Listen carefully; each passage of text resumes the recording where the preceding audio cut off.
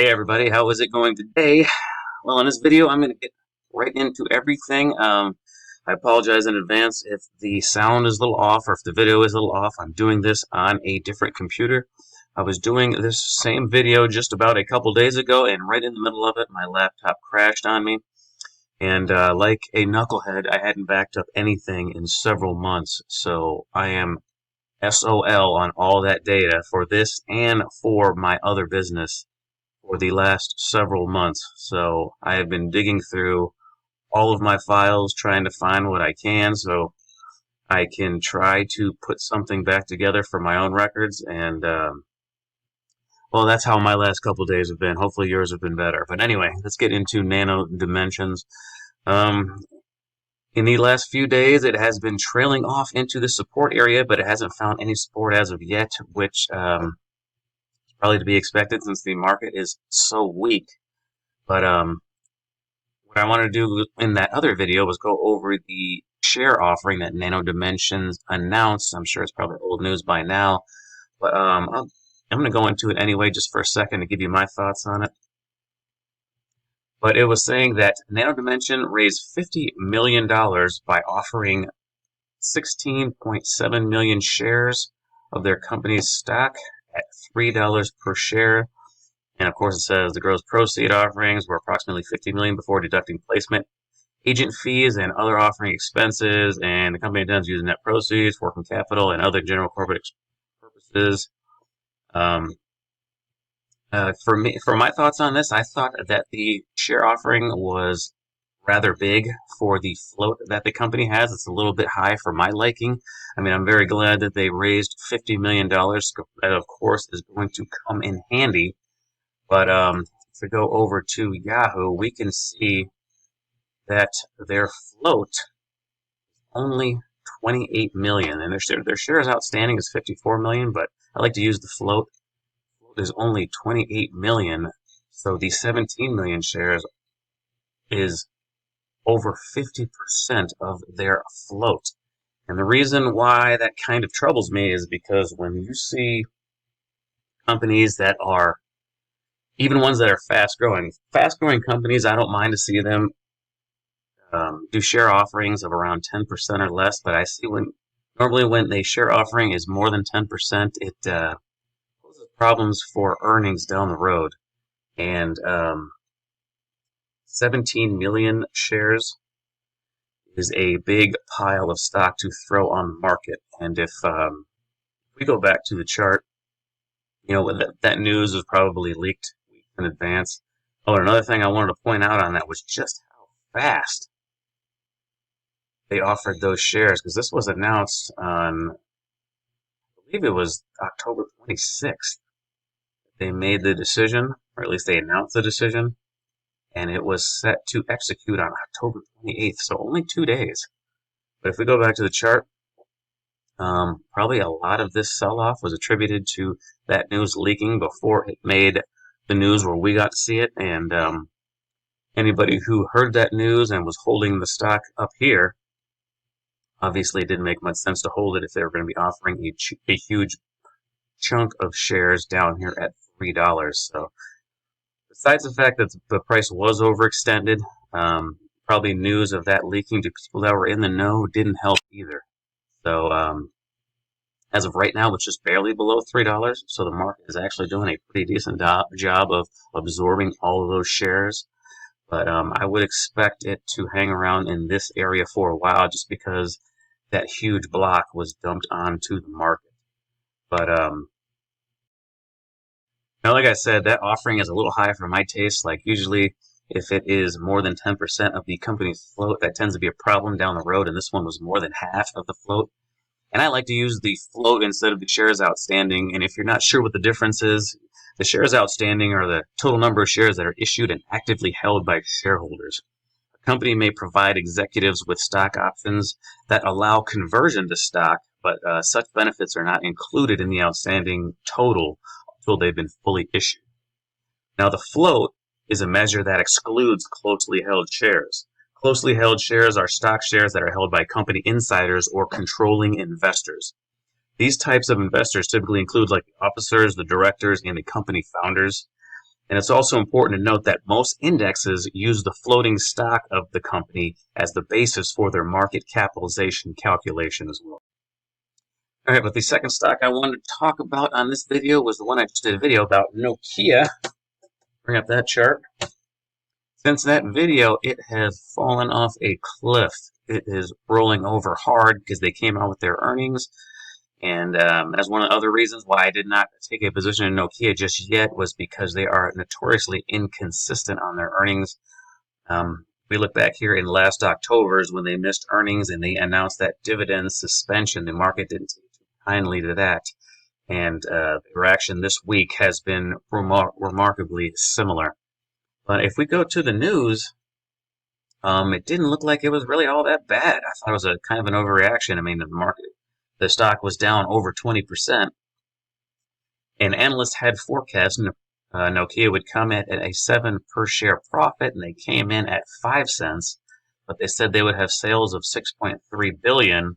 They came in at 6.2 billion. So it wasn't exactly an enormous miss for Nokia.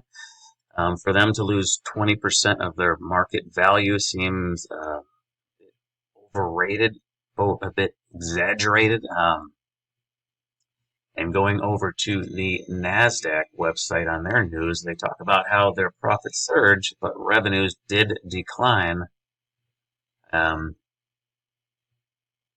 that's what they were outlining in this article. And in this article, they were also stating that they thought it was a little bit overblown as well. And another article I found was of their chief executive. I can get it to load. He talks about how he vows to do whatever it takes to win in the 5G race. They are continuing to add more money to research and development to try to win this race for 5G. And the earnings that just came out, it's not really reflecting any of the 5G growth. The 5G growth is still ahead of them. They are booking contracts now, but the profits for all of those contracts that they're winning, that's not going to be reflected in their earnings for several quarters at least. So all of their growth is still ahead of them. I would love to see this get down to around 250 or so. If it came down to 250 or so, I think I would be heavily buying this stock, just because not only its growth is ahead of it, but I think it becomes a prime buyout candidate. I think a company like Microsoft out there would be crazy not to want to buy Nokia. The share price gets under 250 a share. I think that would be just too tempting for them to pass up. But that remains to be seen. But those are my thoughts on Nokia at the moment. I will look at any weakness towards the bottom of this channel to be a buying opportunity, because like I said, I think their growth is still ahead of them, and all this stuff that they're booking now, that's not going to be reflected until later. And the stock market, of course, is a what have you done for me lately type of barometer on the company, and this company's growth is several quarters away. So any weakness on this company, I personally think is going to be a buying opportunity. But all right, let's go over and check out the Qs. Let's check out the overall market.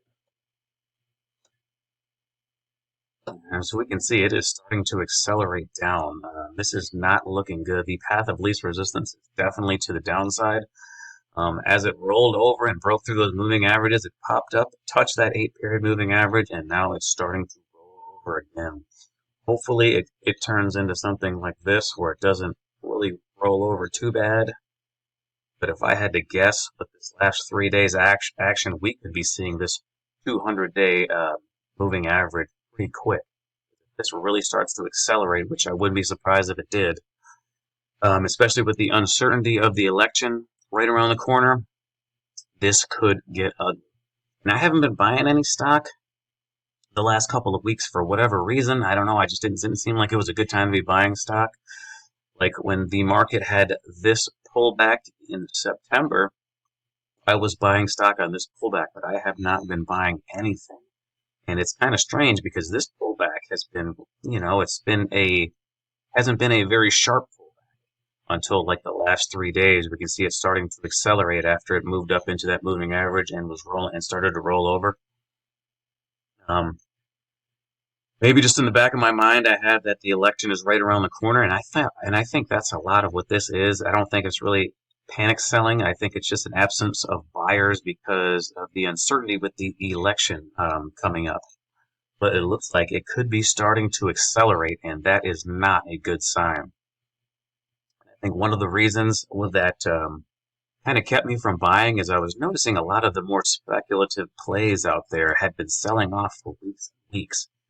And that typically happens like before the market really rolls over. You'll see like some of the issues that don't have a lot of cash flow, certainly the ones that aren't making any money, they will start to roll over first. And how Warren Buffett talks about it, he says, I don't know if it's his quote or if he just says it from time to time, but he says, you tend to notice who's swimming naked when the tide rolls out. And what he means by that is the companies that aren't making a lot of money and the ones that are losing money are the ones that tend to go down first. And if we look at some more of these speculative plays out there, like Workhorse, one of them, it's been rolling over for quite some time. It hasn't been rolling over super hard, but it's definitely been weaker than most of the better issues out there. And I mean, another one that I talked about was Hyliion.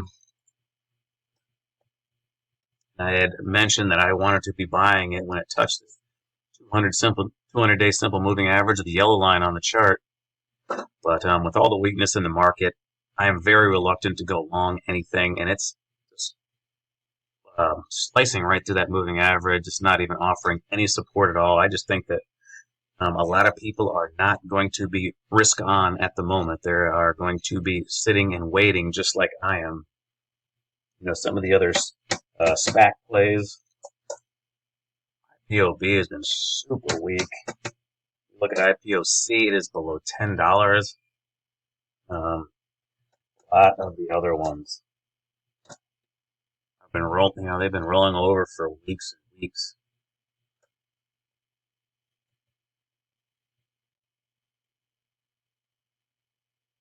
This is the other one that I did a video about, and it is rolling over. It was below 10. It's just over 10 right now. Yeah, the list really goes on and on. Like there's more speculative plays. Like there's Lemonade. This is one of the more speculative new plays out. It has been rolling over. But yeah, I mean, I am very concerned with the market at the moment. I did raise some cash, but not enough, just a little bit. But I probably did myself a favor by not buying any stock. Not buying much in the last few weeks. The one that I talked about that I was going to buy, I never did end up taking a position on it. Just I'm very reluctant to buy stock right now, even ones in gold that are supposed to be a hedge. After I did that video, it had a nice, had a rollover right to the 50-day simple moving average. If I had bought that day, I really wouldn't be that concerned right now, but I am just reluctant to be buying any stock, at least until the election is over. I was hoping that the market was going to be rising into next week so I could buy some puts. I think I probably am going to buy maybe a QQQ put out of the money. Let's see where the Q is at right now.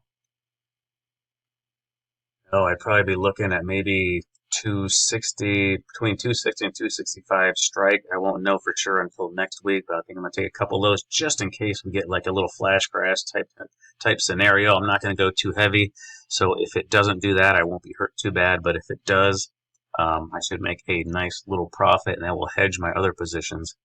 But that is what I am seeing on the market right now. Let me go over some of the other stocks that I have talked about. And see, they are all rolling over. Even some of these penny stocks are still following the market down. I think pretty much everybody in every market, except for a few circumstances here and there, they are just staying away from stocks. That is what I am going to do as well. Damas Pharmaceuticals has broken through that support and is just hanging down. That's pretty much off my watch list. I still check on it, but as far as a potential buy, it is not looking that good at all. Pioneer Power Solutions still is just fading down. There's really no life in any of these stocks at the moment. I am going to be sitting tight until the election. The election next week should be quite volatile, so there should be some opportunities. And hopefully I get a working laptop by then and I can make some videos quicker, because this is taking me longer to do on this one. And if I see some opportunities, I'll be able to bring them to you guys a little bit quicker, hopefully. But guys, that is about it. I am going to end the video right here. I apologize for the format not being as nice as usual. I'm in this transition to get a better computer and get a better setup for these videos. But thank you so much for watching the videos. Oh, and before I get out of here, the only thing that I can think that might have happened is, if you guys noticed the intro that I had on my latest videos, it had on the one where the paranoid prophet graphic pops up out of the green screen there. I actually paid somebody from Thailand on Fiverr to make that for me about a week and a half or so ago. That's the only thing that I think could have happened. I'm not blaming that guy, but I mean, that is the only thing different that I have done. But if any of you guys have had a similar situation like that, leave that for me down in the comments, because I would be very, very interested to see if this was a trend or if that was just a coincidence. I hate to blame somebody, but the guy, he was a nice guy, but I mean, that's the only thing that I've done different, and it's just awful suspicious. Anyway, I'm going to get out of here right now. Thanks for watching the videos, guys. Everybody have a great weekend. Next week should be a very interesting time in the market, and I'll make sure to get some videos out then. But thanks for watching, everybody, and take care.